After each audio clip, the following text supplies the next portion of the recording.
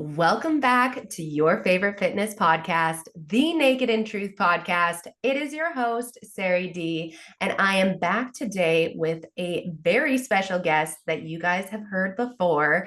I am here with Brie Koleva, the fellow wellness competitor and personal trainer from New York. Do you want to say hey to our listeners today, Brie? Hello, everybody. Such a pleasure having me on board, I guess. Again, is that a way to say it? It's been a long day over here. Either way, so happy to be on this podcast again and chat a little bit about something fun. That's exactly it. It is a passion that we both love, which is bodybuilding. And we're going to dive deep to give you some value into some red flags and green flags to look out for bodybuilding coaches. Now, both of us have had bodybuilding coaches. I'm currently coaching myself right now. Bree, do you want to explain where you're currently at with your journey? I am currently coaching myself as well. I'm kind of like taking a break in between coaches and browsing to see if there's anybody I would like to work with in the future. That is me too. So there's somebody that I'm currently looking at, but I'm keeping it under wraps for right now. See where the next couple of weeks takes me, but you guys might be hearing an announcement soon. So Ooh. it's been a good journey on my own, but both of us are very big believers in making sure that you do have a coach in your corner. And I think that, there's going to be experiences where the coach was not the right fit for you. And both of us have experienced that before where, we weren't getting the detail that we needed to be the type of competitor that we wanted to be. And the truth is that no matter whether it's a bodybuilding coaching relationship, lifestyle coaching relationship, that trust needs to be there. And so that's where we want to start talking about some of these red flags that you need to look out for when you're looking to hire a bodybuilding coach so that you save yourself from, losing that investment, getting discouraged in yourself, wasting time, which we know is something that we're never going to get back, and making sure that somebody is in your corner, allowing for you to grow into the person that you want to be, because that's what a coach should be. They should be there to tell you the good, they should be there to tell you the bad, and that's what builds the trust, is because you know that they're not just there to blow smoke up your ass, that they understand who you are, what your challenges are. So, Bree, I'd love for you to get into one of the first red flags that you see with bodybuilding coaches. So I would say speaking not just from my personal experience, but sometimes from chatting with other bodybuilding competitors, Mm-hmm. that the first red flag for me would be the lack of attention to an individual's lifestyle and understanding where they are currently as they are diving into their bodybuilding journey. Be that somebody who is an experienced bodybuilding athlete or somebody who's just doing it for the first time. It's extremely important that somebody takes the time as a coach to understand where are you? What does your lifestyle look like? For me, for Mm-hmm. example, as a personal trainer, both online and in person, I do have a very physically hectic and demanding job. So I feel like I've only had one coach be understanding of my activity levels throughout the day, and everybody else was just kind of like, well, you just should be doing this, you should be doing that. Like I've had a coach in the past that I told, hey, I'm racking up 30,000 steps a day, Day. just doing what I need to do. And my feet hurt, and I feel like I'm retaining a lot of water weight, and I'm just genuinely suffering. And as much as bodybuilding journeys are meant to make you suffer to a certain Mm-hmm. extent, I feel like a coach should have listened to me and be like, you know what, you don't need to go for an incline treadmill walk, for example. You 100%. can sit on the bike, you Yes. can bike. But me communicating that and asking for help was met with, well, you just gotta suck it up and continue going. And I Mm-hmm. feel like that can discourage so many people, and it definitely discouraged me for a while, and I felt like something was wrong with me because I Yeah. wasn't able to with these crazy intense days. But that goes the same way for like nutrition. I have, for example, a fellow wellness friend who was asked to eat 8 meals a day, considering that she works in a hospital, and whenever she has an ER shift, it's nearly impossible for her Possible. to pop out of the ER and eat those meals. Yeah. And her coach just didn't even adjust her plan when she was 2 weeks out. So it's the lack of attention to what's happening in your life. How does your day look like? Is it always fairly the same? Is it different? And just understanding, do you have kids? What is your job? Do you like going on walks? Are you sedentary? Do you have a dog and stuff like that? All of these things are very important. And if a coach doesn't put in the time and ask the question, not via phone or video, they need to write that shit down, especially Mhm. if they have a lot of clients, you know they're not going to be paying attention to you. I think that that is a really, really good point. And, if the coach is not able to understand the metabolic adaptation that could be happening from the client's current energy output, it's going to be really hard for them to be able to see sustainable success continuing on. And when we're looking at things of, as you said, like a seasoned competitor or somebody who's just stepping on stage as a personal goal that they want to achieve, what their prep is going to look like and their improvement season is going to be completely different because everybody has different demands that they have with their lifestyle. And there's also some things that some people aren't willing to sacrifice in their bodybuilding journey. And, one of my clients, the biggest one for her is time with her kids. So the biggest thing that we're doing is making sure that we're checking the boxes that we can, but there's also a lot that I'm not putting on her because in order for her to be able to be there for her kids, to work her job, to check the boxes for bodybuilding, I can't train her the same as what I would another client.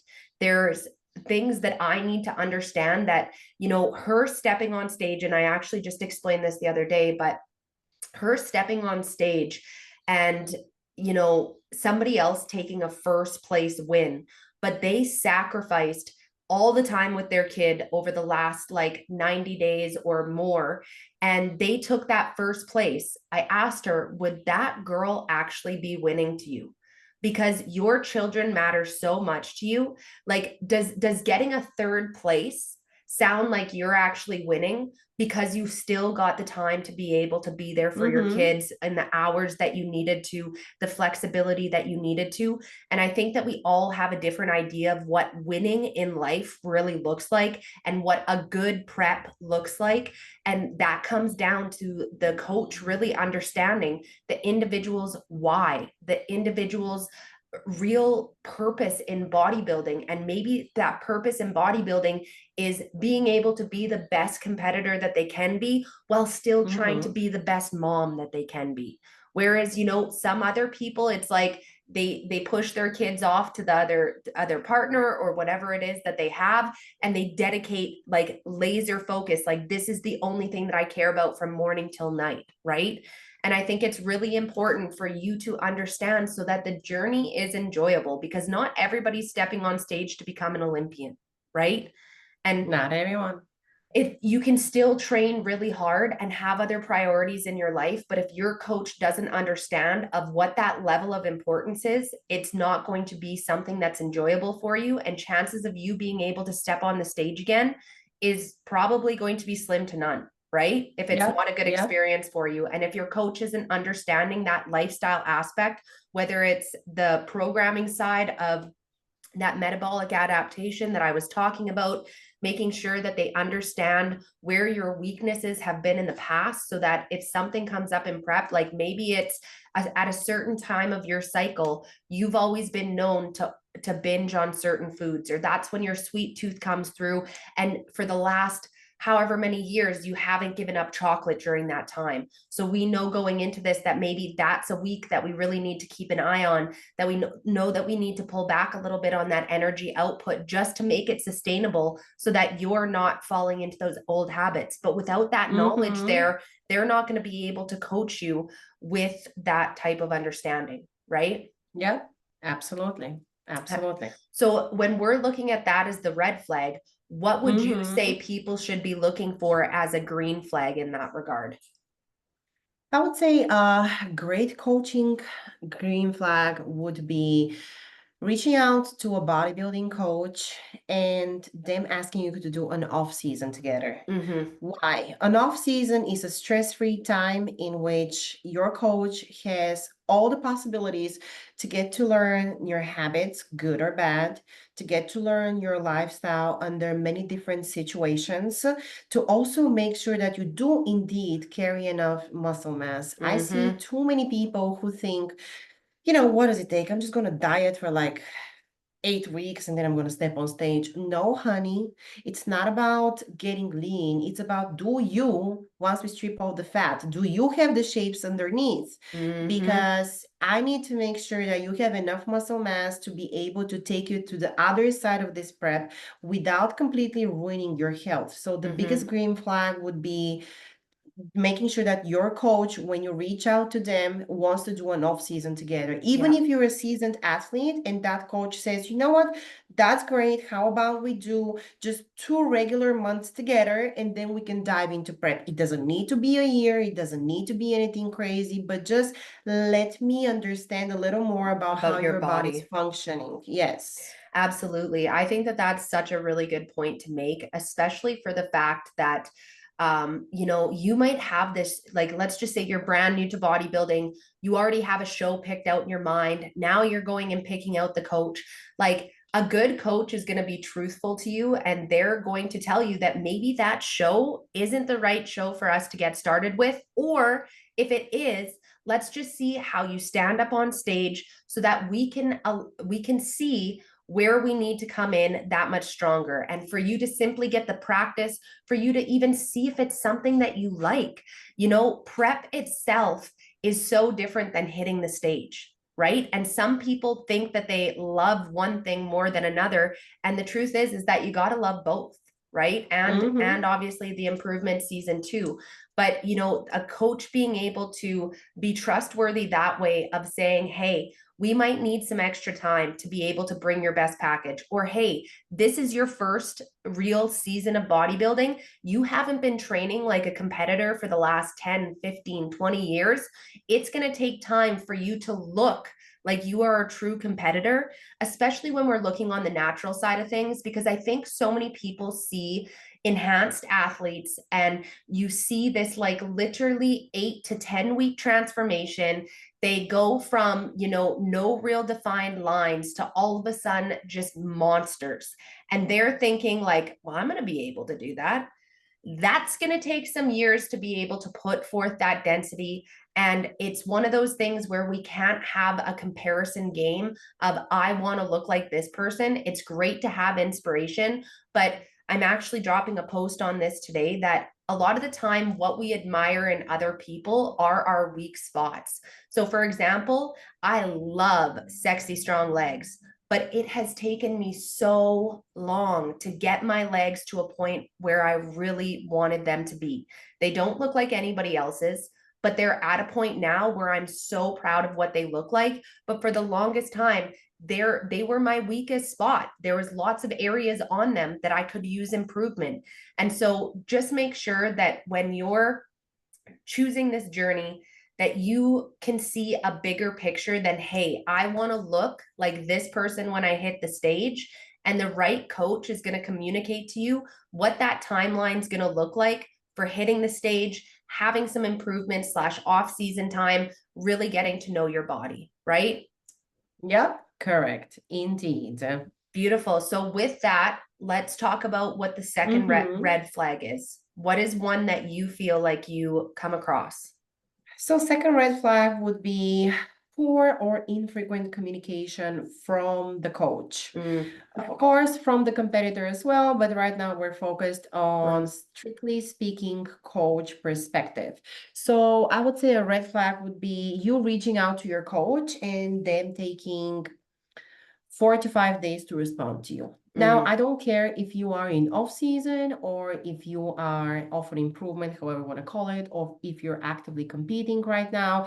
Whenever you ask your coach anything, you should know that you can expect a response by, let's say, in an improvement season, I would say a day to two. Let's say it happens, somebody might can reach out to you on a Saturday. For example, Saturday is my day off. If Mm-hmm. they're not like preparing for anything in specific, I might respond on Sunday or Mm-hmm. Monday. I feel like 24 to 48 hours communication when there's no time pressure or somebody is Mm-hmm. starving or really immediately needs to know is more than okay. But when it comes to prep, you need to have a response by 4 to 6 hours. Mm-hmm.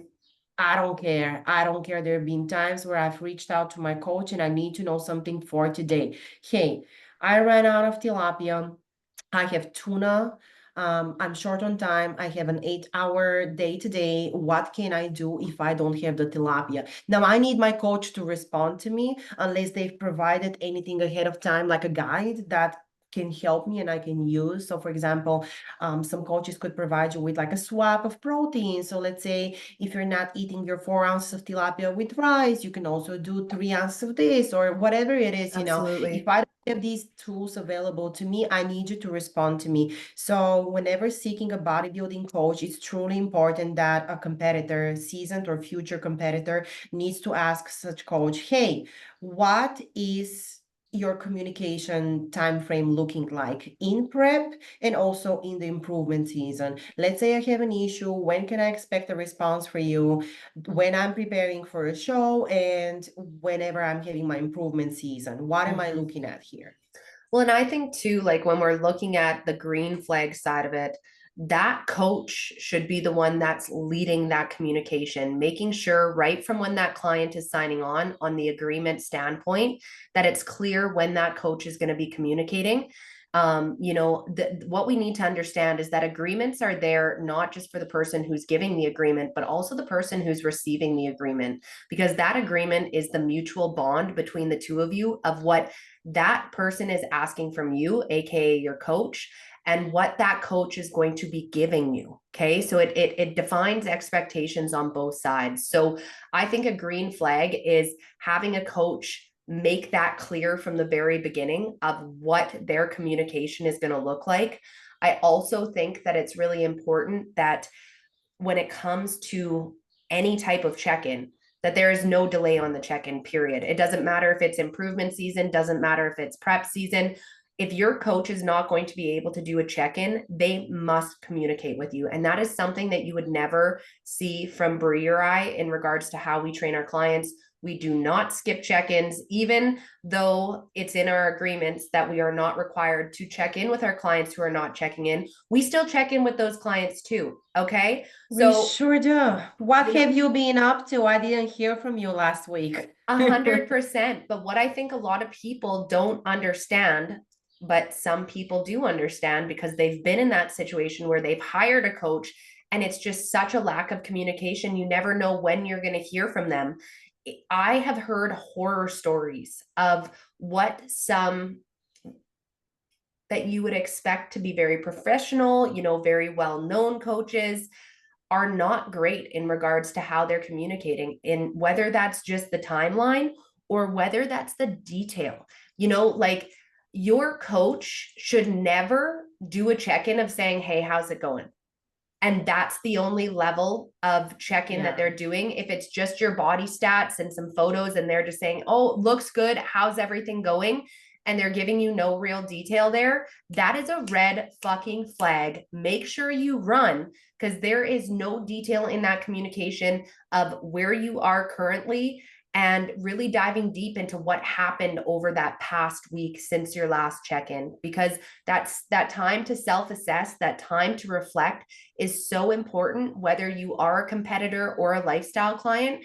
We are so busy and we're always chopping off to get to that next goal that sometimes we forget of what that really looked like, and being able to assess it can allow for your coach to understand challenges that you may have gone through to make sure that you're still seeing the success in the coming weeks, right? Yeah, absolutely. It's truly important that there is detail in the communication as well, because just saying Everything looks good. Thumbs up is not quite the reply you would like to hear at the check-in at any point. I feel like giving at least a little bit of detail, especially if you as a client have provided detail and you've mentioned things like, oh, I struggled with this, or I'm happy that I did that. Like I feel like the coach should always acknowledge that and say, oh my God, I'm so sometimes I have clients who share with me their PRs in their check-ins, and I'm so happy that I deadlifted 110 kilos yesterday. Like as a coach, you need to acknowledge that and be like, I am so proud of you. Good job. Like, Mm-hmm. I don't care. You should kind of see being a coach is almost being everyone's mom. You Mm-hmm. are a mom of some Mm-hmm. sort. So if a coach doesn't give you any sort of a feedback that makes you feel good, and as silly as this sound, even for me an experienced competitor, I love hearing back from my coach little positive things or negative, whatever it is. I'm Yeah, down to take the 100%. constructive criticism, but just my coach saying like, hey, you totally smashed that workout, good job, or like, oh my God, your thighs are looking great. Just like these little comments mean that you care, mean that you were paying attention, and they make me feel 3 times better about smashing my goals next week. Mm-hmm. And I want to remind you guys too that, your coach should be positive for you. They should be encouraging and being your biggest cheerleader, but they should also be giving that critique because that's what's going to grow you. Your coach should not be agreeing with you 120% of the time. Like that's the biggest thing. And you hired a coach to be able to get to that next level. So going on with that communication and that clear communication, that also means them not being afraid to tell you what you need to hear. Because if your coach is only telling you what you want, what you need to hear, but you're really not progressing in the way that you know that you should be, that is a big red flag in communication because potentially they're scared to tell you the truth. Maybe they don't even know the real truth because maybe they're not as experienced or they're simply not paying attention to you in the way that you should be paid attention to. So I think that that's a really important thing to note along with the communication too. Is there anything Yeah, else that you want to add absolutely. in there for communication? Not for communication. I would say this was a great lead way into our last red flag for today's episode. And that will be copying and pasting plans. Because just 100%. just to continue the conversation that you just started, a coach, for example, shouldn't feel afraid to tell you like, hey, listen, we need to step up the cardio. So maybe you're going into like an intense amount of cardio. You might need to step it up from 30 to 60 minutes a day, or you might need to go from 4 times a week to 6 times a week. Now, obviously, as a competitor, you're going to receive that as like, fuck, I don't want to do that. This is terrible. This person hates me. But the truth is that a coach could also try to compromise. Like, yes, you need to do cardio when you're on prep, but you could also ask your client and be like, okay, so do you prefer eating less food? Because there's no one way to skin a cat in Mm-hmm. bodybuilding and in just health and fitness in general. So a good coach wouldn't just copy and paste the plan that they gave to somebody else. They wouldn't tell you, hey, go and do 40 minutes on the Stairmaster when they know you don't have a Stairmaster at your gym or at home. Mm-hmm. They would actually listen to you, ask you what kind of cardio equipment you have available. But also, let's say you tell them, like, hey, listen, I can't do fasted cardio for a specific reason. They can tell you, okay, let's think about when can you do it? What is the best option for you? Rather Mm-hmm. than just giving you whatever cardio protocol somebody else had, or maybe telling you, listen, maybe we are not going to add the cardio, but I am going to need to shave off some calories off your plans. Are you okay with that? Which one do you prefer? So then you have the choice of, let me see and let me think. Do I want to eat less or do I want to move more? Like either Mm-hmm. way, you have to sacrifice something, but the coach needs to make that clear and offer the options. And just in general, adjust the plan to what works for you. Not having 7 meals a day when your job doesn't allow you to have 7 meals a day. Maybe not doing a specific exercise because you have a muscle already fully developed and doing another exercise. Mm-hmm. It's completely different. Every competitor is different, even within the same division. Even if you have two wellness competitors, one is going to need different work compared to the other one. One might need more glute medius compared to the other one. You can't just throw the same plan at everybody. It could be a similar plan with minor tweaks. Now, I don't care if it is a similar plan, but for example, I have 5 sets of glute medius because I need to work more on my glute medius, but you have 3 sets. And on the contrary, maybe you have more sets of something else. Like it doesn't need to be completely always fully different, but it needs to be 100%. customized at least to some extent and be like, hey, you need more sets of this because you need this, and this person needs less of this. Because let's face it, prep is also stressful for the coach and it's a lot of detail. You are paying them in general more money because it does require a lot more A attention and lot time more from them. detail. A lot more, a lot more. But even if somebody has an enormous team and they haven't hired somebody to help them, I feel like they could already help you understand by just adjusting the few sets. Hey, we have a little, like I said, a little more for you here and a little less for that person based on what their needs are. Hmm. What do you think about that?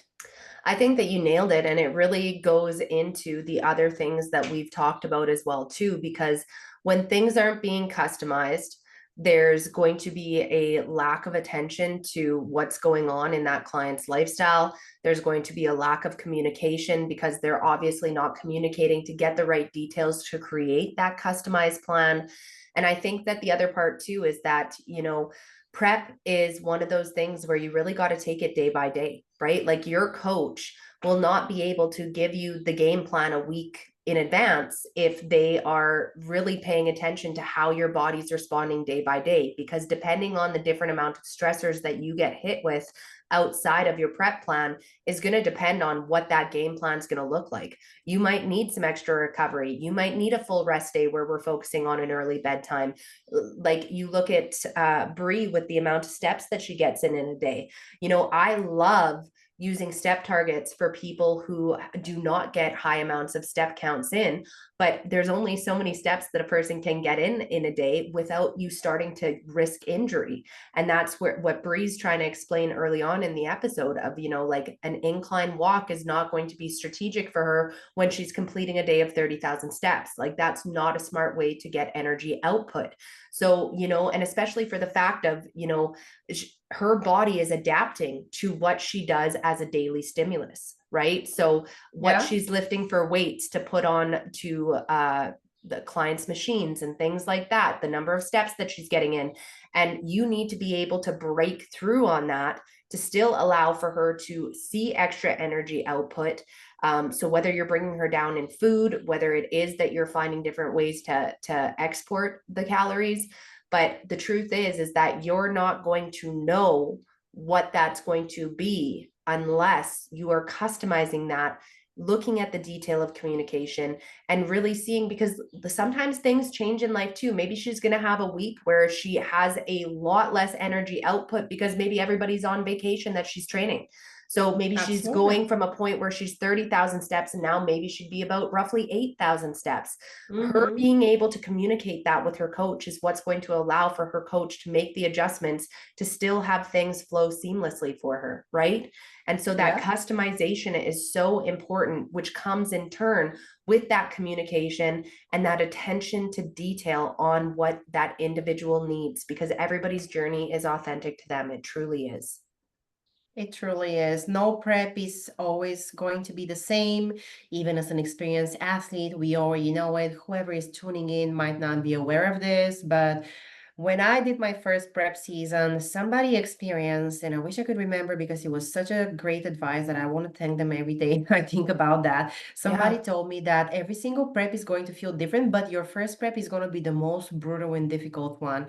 And for many reasons, for me, my first prep was ridiculously brutal. It was so challenging. And if nobody told me that, honestly, I probably would have ended my bodybuilding career there and just Mm-hmm. continued doing whatever else makes me feel good in life. Mm-hmm. But having heard that from somebody who has a lot more years under their belt compared to me, it made me feel like, okay, so this is not a one-time occasion. There's nothing wrong with me. It's just a new journey and I'm unfamiliar with it. At the time, I didn't have a great coach at all. So many things went sideways as Mm-hmm. opposed to going straight.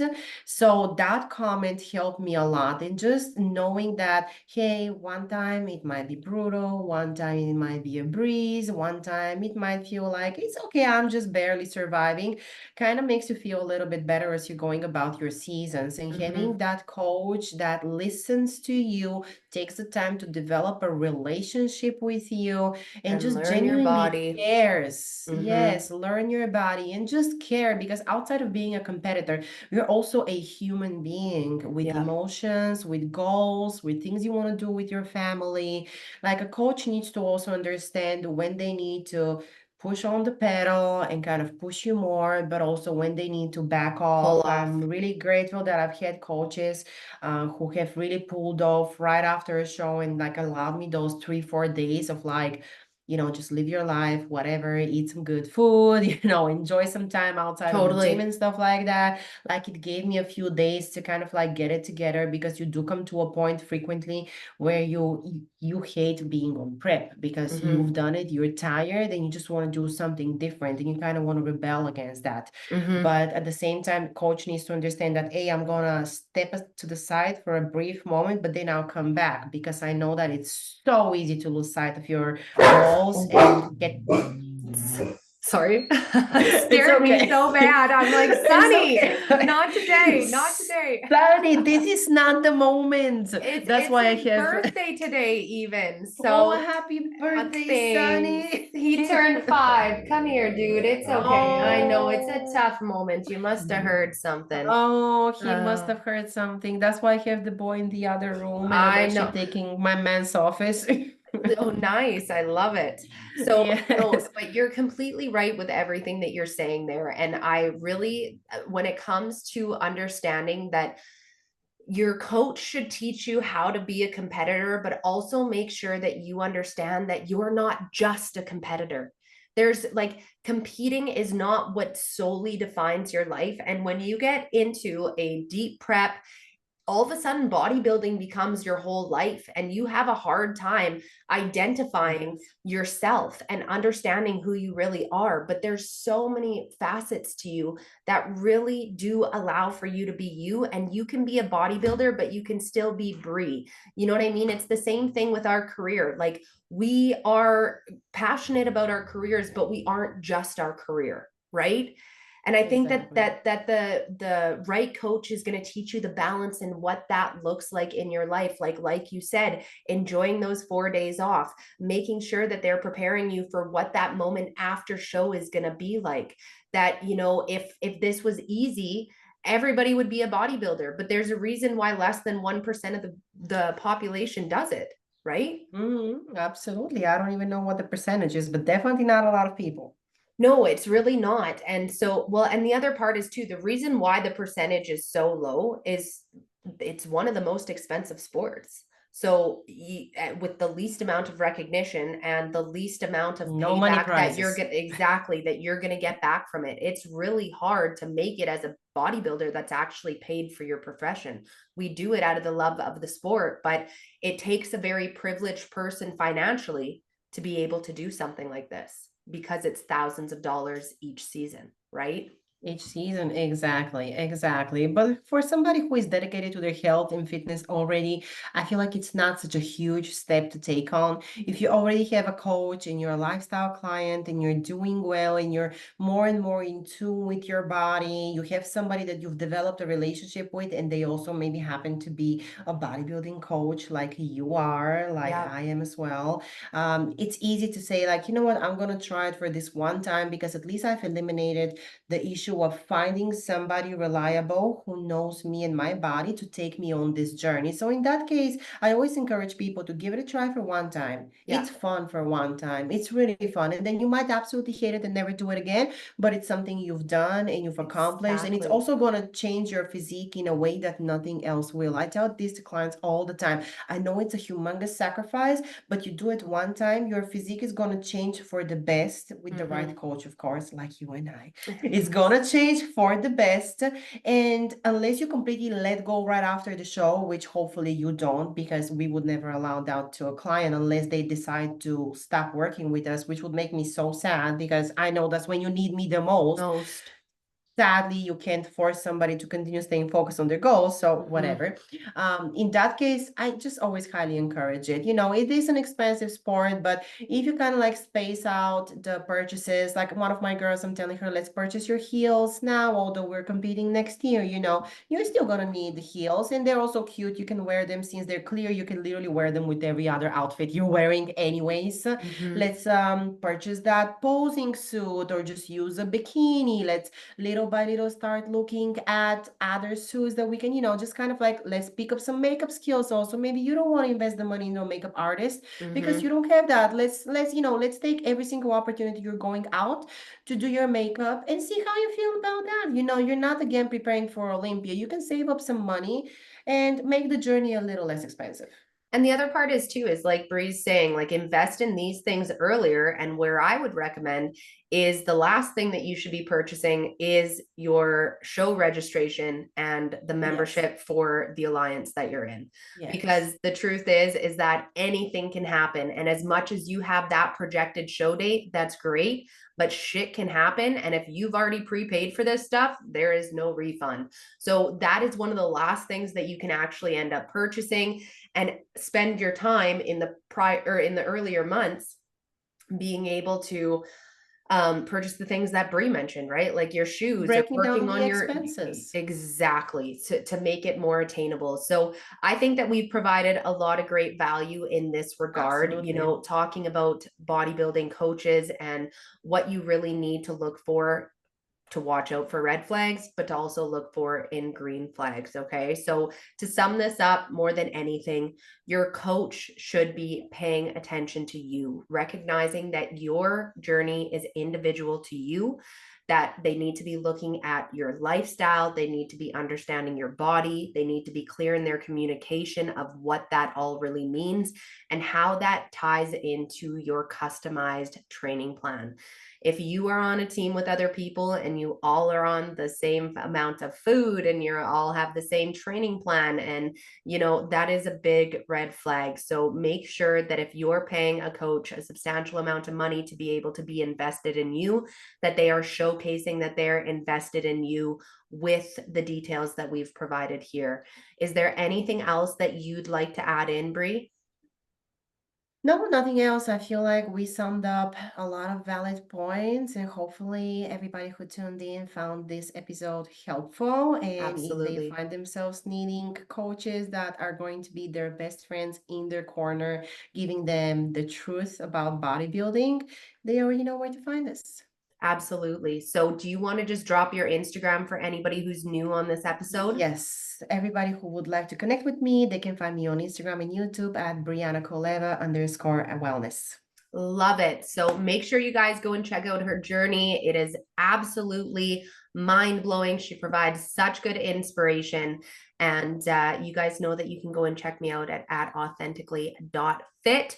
And we will be here to answer any questions that you guys might have, or if you even just want to talk to us about some of the experiences that you've had. If you have questions about, even coaching experiences that you've had, and maybe you're not feeling in a good spot just yet to hire a coach because you've been burned in the past, I can promise you that we're open books and we would be able to clear any of those concerns that you have and really reestablish that trust and the reason as to why it's important to have a coach on this journey.